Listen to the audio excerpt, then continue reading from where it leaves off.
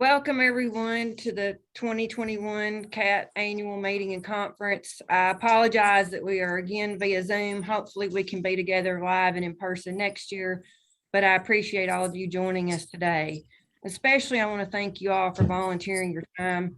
I know that your time is valuable and we appreciate you allowing time for CAT. I especially want to thank our outstanding board members for their service and our administrative assistant, Kathleen Copeland. I want to thank Therese Kassler and Emily Kearney. They're rolling off of the board. They have done a tremendous amount of work for CAT this year. I want to thank all of you who serve as committee members. I especially want to thank Amy Willoughby Bryant and her committee for all their hard work in putting this conference together, and to Amy for being our IT person today. We've had a very challenging year and we've all pulled together as a team. I think the year's been very successful, and I appreciate all of you and your loyalty to CAT. Additionally, I want to thank our sponsors. We couldn't have this conference without them. At this time, I want to call the annual meeting to order. And Jennifer, if you're in, I would ask you to call the roll. Yep, I am. Give me just a second.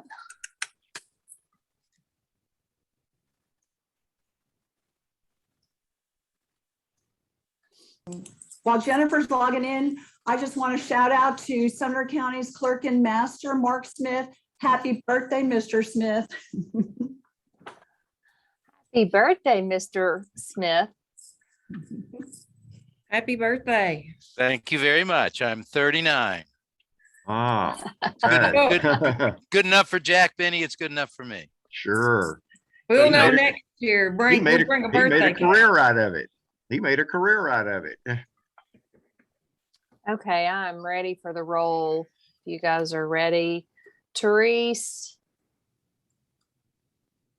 I know you're here. I heard you talk. All right, yes, here. Emily, Here. Michelle, Here. I'm here. Ashley, I'm here. Amy. Amy, I know you're here. I heard you talk, but I can't hear you now. She's here. Yeah. Steve Tepley.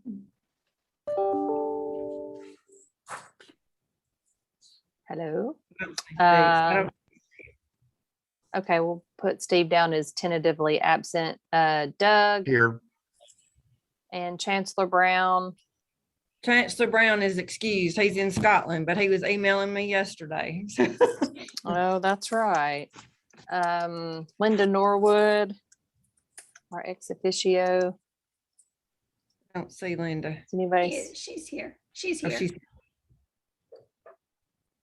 And Kathleen, I heard I'm you, here. so I know you're I'm here. Okay, that's Thank- everybody. Thank you, Jennifer. Did everyone receive a copy of the 2020 CAT Board annual meeting minutes? yes. Are there any corrections or suggestions or changes? Do I have a motion to approve the 2020 CAT Board annual meeting minutes? This is Doug. I'll make a motion. Doug Teague has made a motion. Is there a second? This is Ashley. I'll second it. Ashley Zier has seconded the motion. Is there any discussion? All those in favor of the motion to approve the 2020 annual CAT meeting minutes, please say aye. Aye. Raise your hand. Might be easier. Raise your hands. Anyone opposed? The motion is approved and carries. At this time, I'm going to turn it over to Therese Kassler, our treasurer, and let her speak for a few minutes about the budget and our balance. I hope everybody saw that budget when you got the invitation today. The only challenge that we have here and that we couldn't put it in the budget is revenue. Because, you know, as you know, with the pandemic, we were supposed to be in person last year. And then we ended up being virtual in the fall. We're virtual again this year. So we really don't have conference fees as a revenue or an expense. We don't have, as far as exhibitors. As Michelle mentioned, there were 3 exhibitors that were supposed to be here last March of 2020, or April rather, and they decided to keep, you know, the fees with us, and they didn't ask for any refunds. And those are, you know, considered sponsors. So thank you to. So that's why in the budget, you'll see for 2022, really project out what the fees are, what the exhibitors fees will be. We can kind of project what expenses would be if we're in person again. So, based on, the history before. It's supposed to be at Nashville School of Law. So, but anyway, with that said, we're doing really well as far as what's in the balance, the bank balance. As of October 9th, we have $46,826.07. And we have 2021 paid memberships are 58 memberships. One of the things that we did this year too, and we're talking about doing this next year as well, is benefits to the members is that we are not charging for the conference as a benefit to their membership fees. See that in the budget too.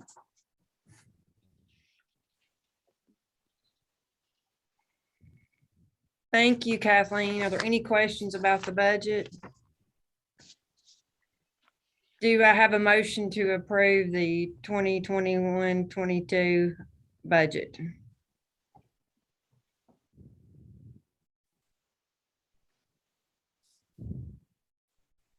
Sorry, I was on mute. This is Jennifer. I'll make the motion. Jennifer's made the motion to approve the 2021-2022 CAT budget. Is there a second?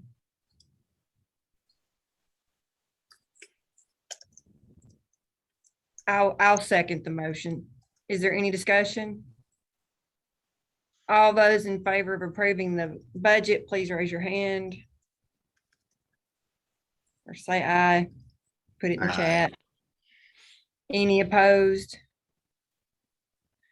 The motion to approve the budget is approved and carried. At this point, I'm going to turn the meeting over to Doug Teague to announce the results of the election.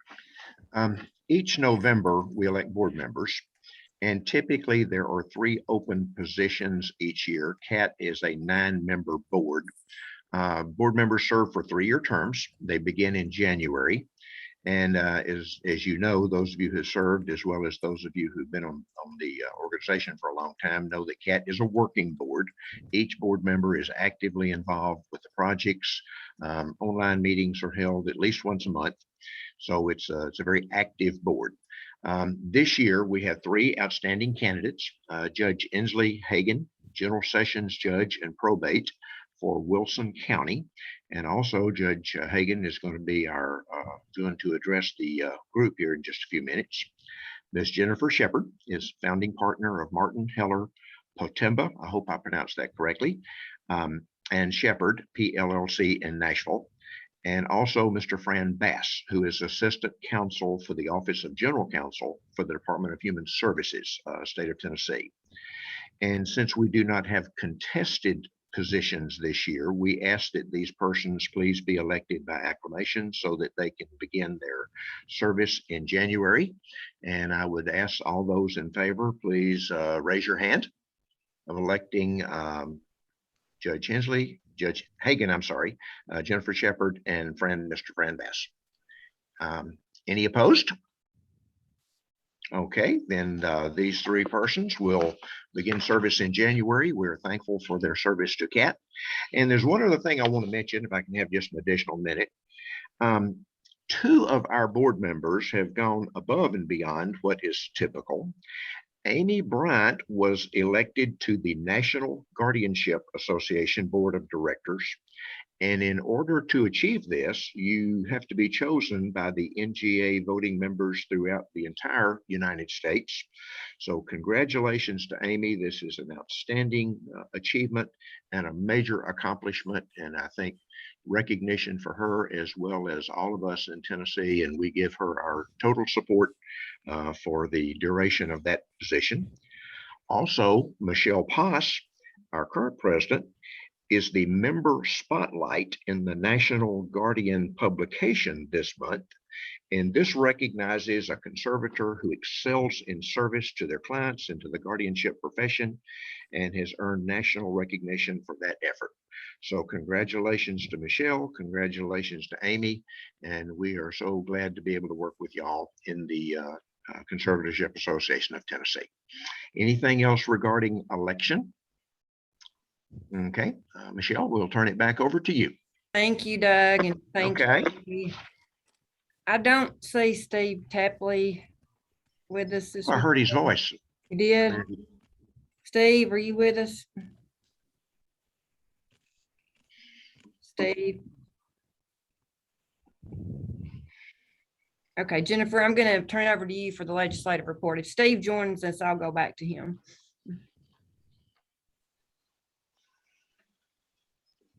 Can y'all hear me? Yes. Okay. So I have not had a chance to speak with Amy yet. I know she's been really busy this week trying to get things. Well, her and Michelle both attended the NGA conference last week and the week before. I think it was split over the 2 weeks. I haven't had a chance to catch up with her to see how the judicial conference went. That was the last step in the legislative committee's work before drafting the language to propose for this new mandatory education that we are supporting. So right now we know that we have the support from the Clerks Association with the help of Master Bartlett and the other members of the legislative subcommittee. We put together a proposal, sent it a formal proposal to Master Bartlett to present to the probate committee that she heads up.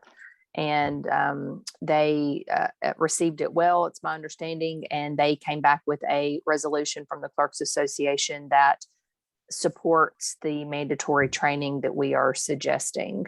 And that's where we are so far. I know that resolution was presented at the judicial conference last week, or might be 2 weeks ago now. And Amy was presenting with or putting on a presentation of sorts with Judge Kennedy that they were also going to discuss this mandatory training that we are proposing. So I expect in the coming week or two, we will have a subcommittee meeting. We will find out from Amy and the other people who can tell us how the judicial conference went, and then we will formulate our plan for our next steps, which I believe will be just drafting the language for the board's approval. And with the board's approval, we will then, with the assistance of Master Smith, will get that to the right people to help us move forward with the General Assembly. And that's all. That's where we are right now. Thank you, Jennifer. Are there any questions regarding Jennifer's report? Okay, then I'm going to turn it over to Amy Willoughby Bryant to give any additional reports she has regarding education or training other than the conference today. Just to give a report about the judicial conference from 2 weeks ago, I presented the information that Jennifer just mentioned to the judges that were present. I believe there was about 30 judges and chancellors that were present at that presentation. I let them know that the Clerks Association had given their support for mandatory training. The judges that were present all seemed to be in favor of that. Yesterday, I reached out to Debbie Tate of the administrative offices of the court to let her know, or to find out if she could help in getting either a resolution similar to the one the clerks did from the judges, or something from the judges for their buy-in for the mandatory training. She said yes. So she will be pairing me with one of her staff people to figure out how to get that done. And the other thing to report is that on piloting another Office of Conservatorship Management in another county. And I asked the AOC to assist in that effort, and she said yes. So those are the two updates that I have with regard to training for CAT and for this committee. Thank you, Amy. Are there any questions regarding Amy's report? Thanks again, Amy. Under membership, despite all the challenges we've had with ComCare this year, I'm pleased to report that we have grown our membership. We have a very diverse group now. We have public guardians, we have family guardians, we have professional guardians, we have judges, we have clerks, we have attorneys. So I think we're doing a great job. I would just ask that all of you continue to reach out to individuals in your area that you know work in our field and encourage them to join and invite them to come to our next CAT chat. Thank you again to all of you. I especially want to thank our new members and our members who were members in the past that have rejoined. I want to thank you as well. If you're not on a committee, I would encourage you to join a committee. You can see our committee chairs here under the committee reports. Reach out to one of us if you're interested in joining the committee. I would love it if every member of CAT was on a committee. Chancellor Brown has spent a great deal of time this year revising our bylaws.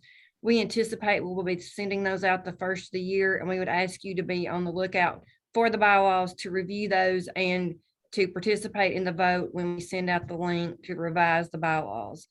Finally, we have scheduled our CAT chats for next year. We will be sending out a reminder at the beginning of the year, but I want to let you know that the first one is going to be scheduled at 11 a.m. Central Standard Time on Thursday, February the 17th, 2022. So please mark your calendars for the first CAT chat of 2022. At this time, we've got a few minutes left. I'm going to open up the floor if anyone has questions or suggestions. Under new business, under old business, we do have the SDM paper that's now on the CAT website. Under new business, Jennifer has already gone over the legislative changes and I've discussed the bylaw changes. I did send out a publication that Master Bartlett has created under the new change of service of process under Title 34. So she's with us this morning. So I'm going to open up the floor. If anybody has any questions about that, I sent out her example. That's if you need to serve an unknown family member and you need to do it by publication. We appreciate her sending us that example. So if there are any questions or suggestions, I would ask you to please put it in the chat. And once we finish with the Q&A portion, we will take a break and then we will welcome our keynote speaker, Judge Hagan. Thank you.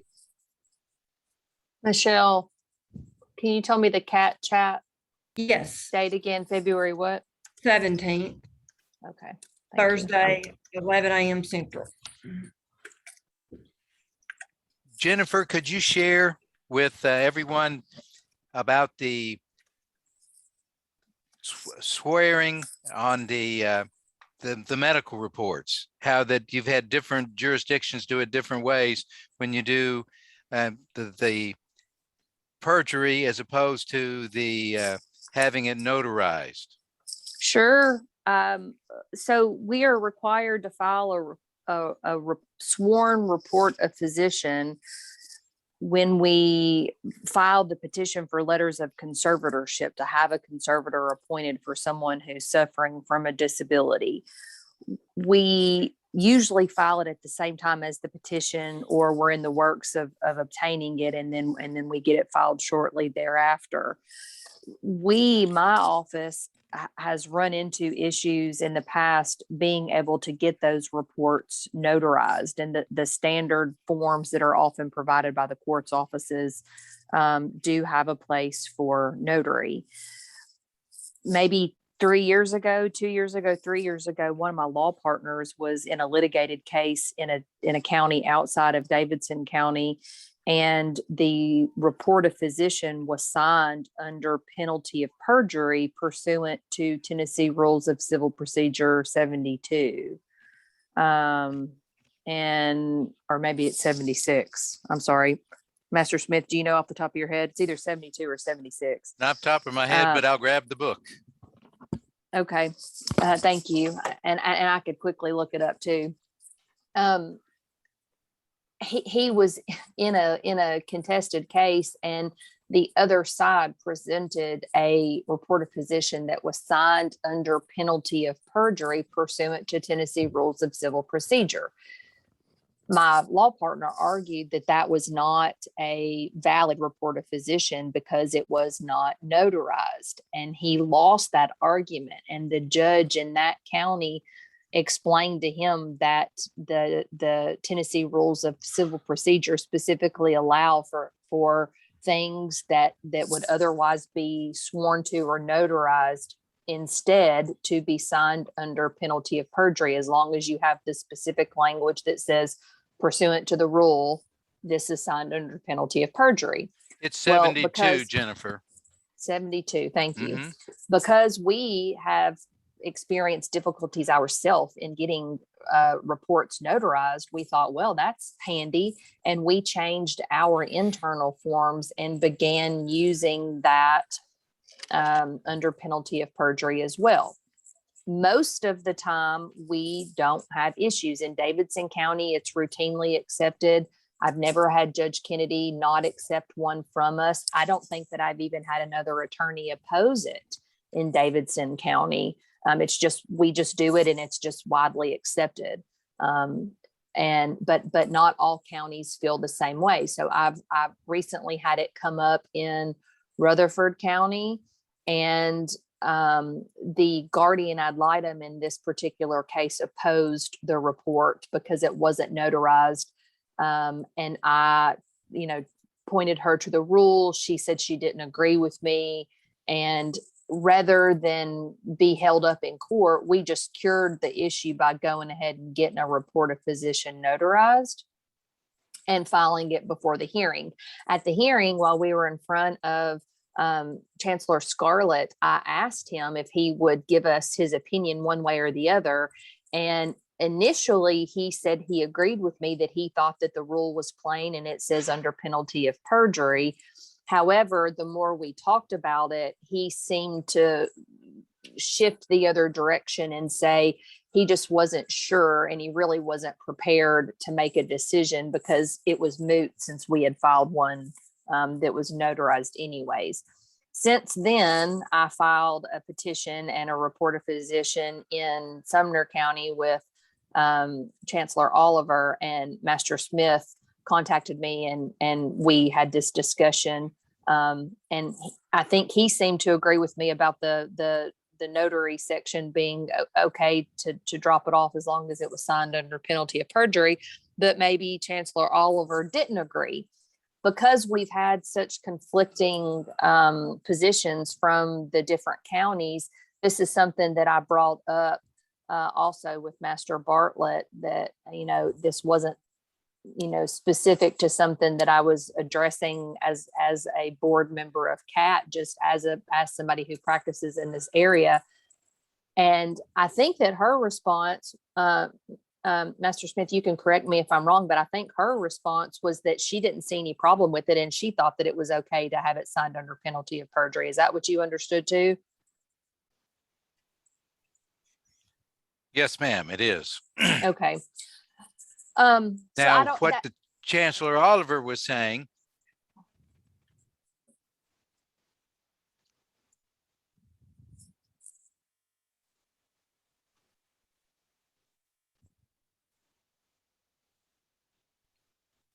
Master Smith, I think, I don't know if you're on mute or if we're frozen. well, I was frozen there for a minute, but what Chancellor Oliver is saying is that in the attestation dealing with the doctor's report, that is by statute, and then the rules of civil procedure, those are rules, and the statute he thinks trumps the rules. However, the statute just says it has to be sworn to. It doesn't say it has to be notarized. Right. So yeah, I think that's something that does need to be addressed.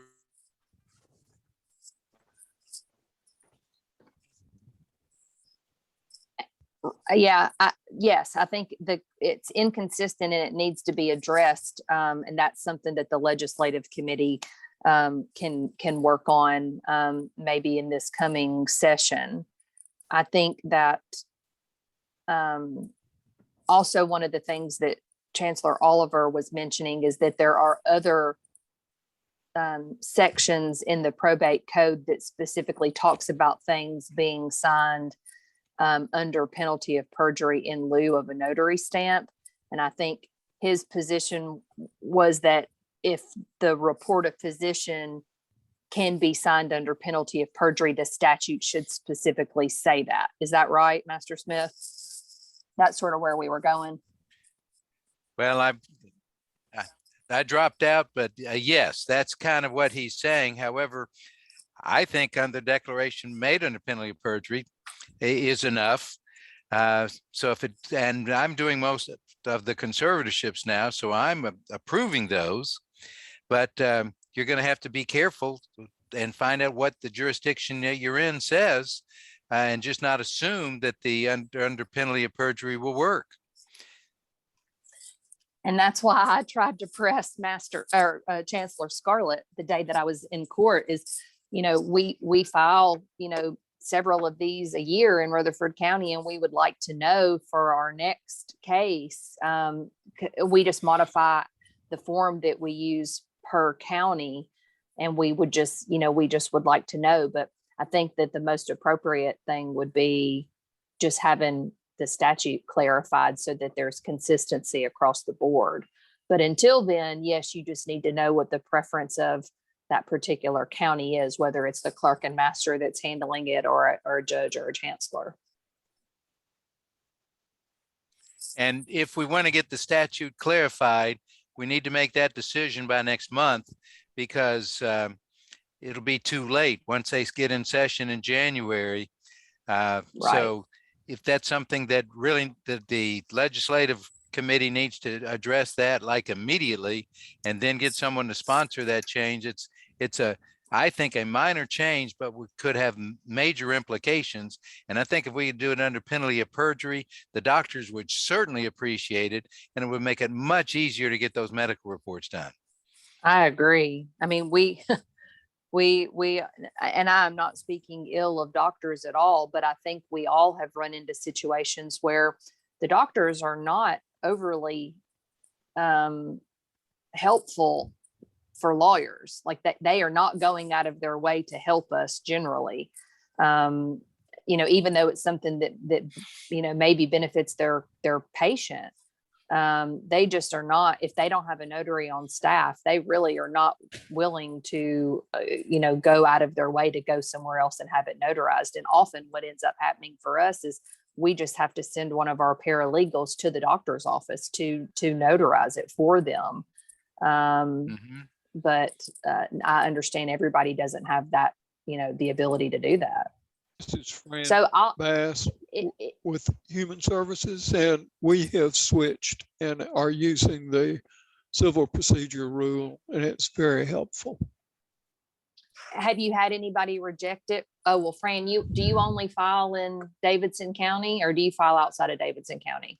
I file all over Middle Tennessee, but and I have filed and used it once in Rutherford, and it worked because no one opposed it.